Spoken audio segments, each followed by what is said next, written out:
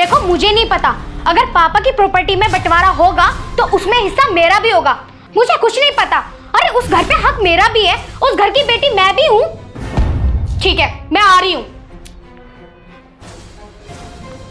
क्या बात हो गई? वो रश्मि के घर में जमीन जायदाद का बंटवारा हो रहा है इनके भाइयों के बीच में, तो ये भी अपने घर जा रही है अपना हक मांगने। भाई साहब आप ही बताओ, अपना घर का हिस्सा मांगने में मैंने कौन सा गुनाह कर दिया? हम 3 भाई बहन हैं और मेरे पेरेंट्स के पास 150 बीघा जमीन आ रही है और वो दोनों 75 बीघा रख रहे हैं। अरे क्यों रख रहे हैं वो? अरे मेरा भी तो हिस्सा है, 50 बीघे मुझे भी मिलना चाहिए। और भैया आज के जमाने में 50 बीघे मतलब 50 करोड़। अरे सड़क के किनारे आ रही है हमारी जमीन।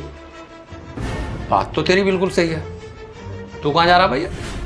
भैया मैं रश्मि के पास जा रहा था। 2-4 दिन जब तक वहाँ बंटवारा नहीं होता मैं भी वहीं रह लूँगा। हाँ भाई साहब, ये मेरे साथ चले जाएंगे। 3-4 दिन में हमारा हिस्सा हमें मिल जाएगा और हम अपना नाम फर्द में चढ़वाकर जल्दी आ जाएंगे। और भाई साहब हम अपना हिस्सा कैसे छोड़ दें? वो हमारा हक है, हम अपना हक कभी नहीं छोड़ेंगे, मर जाएंगे बेशक। हक? कौन से हक की बात कर रही हो तुम?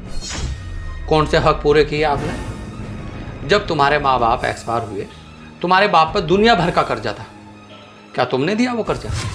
तुम्हारे भाइयों ने दिया। जब तुम्हारे माँ बाप की कभी रात में तबीयत खराब होती थी तो तुम्हारे दोनों भाई उन्हें डॉक्टर के ले जाते थे, लोगों से कर्जा उधार लेकर उनका इलाज कराते थे। तुमने कौन से हक पूरे करे भाई उसमें? हैं? अगर आज वहाँ से प्रॉपर्टी का बंटवारा हो रहा है तो तुम भी जल्दी अपना हक मांगने के लिए। हक तब अच्छा लगता है जब तुम्हें कोई खुशी से दे। ये तुम्हारा हक नहीं है, ये तुम्हारा लालच है, तुम्हारे मन में पाप है। तुम अपने भाइयों से हक मांगने नहीं जा रही हो, तुम तो रिश्ता खराब करने जा रही हो। आप वहां जाकर देखो, अगर तुम्हारी आज के बाद राम रहीम भी खत्म ना हो जाए, तुम्हें ऐसा लगता है कि वो आसानी से तुम्हें दे देंगे? और कैसी बहन हो तुम? तुम्हें तो अपने भाइयों को सपोर्ट करना चाहिए। अगर वो भी आपस में लड़ रहे तो जब भी उन्हें जाकर समझाना चाहिए। और तुम खुद तो जा रही हो और इसको भी लेके चल दी। और तुम्हें शर्म नहीं आई भाई? तुमने कहां से संस्कार सीख के तुमने इसको एक बार मना किया कि रश्मि ये ठीक नहीं है, ऐसा बैग लेके चल दिया तू भी इसके साथ? क्या यही परवरिश की मैंने तुम्हारी? अरे औलाद मानता हूं मैं तुम्हें अपनी। तुम्हें कभी अपने छोटे भाई की बहू नहीं समझा, अपनी बेटी या छोटी बहन समझा है तुम्हें। हमें भगवान ने सब कुछ दिया है, ये सब कुछ तुम्हारा ही तो है। अगर तेरे भाइयों के पास 150 बीघे जमीन है तो तुझे तो प्राउड महसूस करना चाहिए कि भगवान ने हमें तो 500 बीघे जमीन दी है। आज तक तुमने खेत में जाके देखा कि वहां क्या बोया और कैसे खेती होती है? क्या करोगी तुम उस जमीन का? उसे बेच का होगी ना। यह हक नहीं है तुम्हारा, यह तुम्हारे अंदर तुम्हारा लालच बोल रहा। और मैं नहीं कहूंगा कि आप जाओ वहां।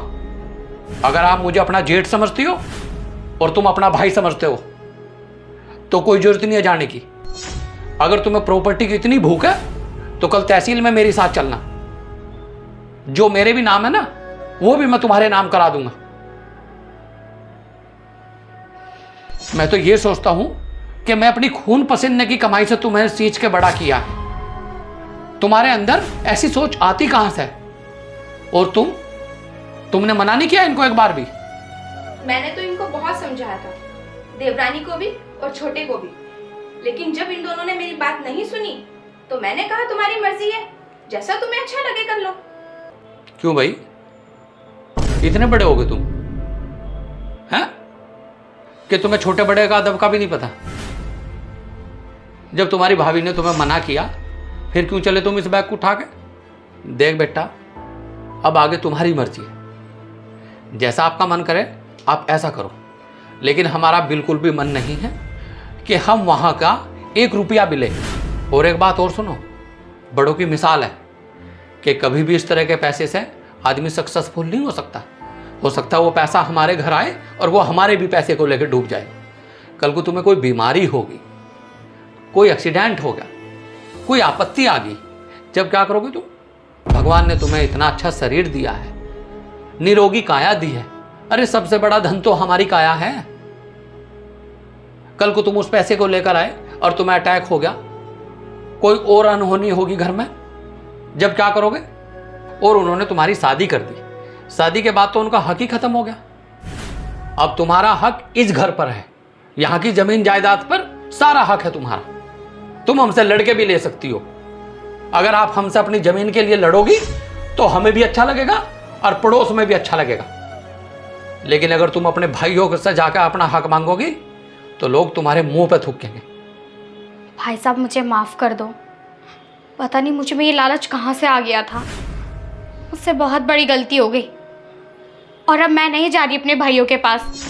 अगर वो मुझे बुलाएंगे भी तो भी मैं नहीं जाऊंगी और मुझे उनसे 1 रुपया भी नहीं चाहिए। मैं तो भगवान से प्रार्थना करूंगी कि मुझे इसी घर में सब कुछ मिले।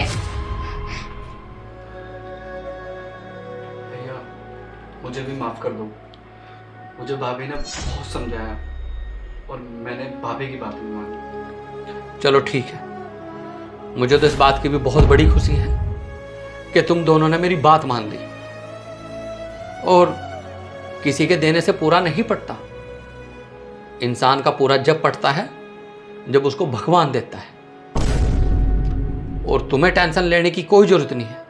अब तुम एक काम करो, तैयार तो तुम हो ही, और मैं भी थोड़ा फ्रेश हो लेता हूँ और फिर हम सब लोग खाना खाना चलते हैं बाहर।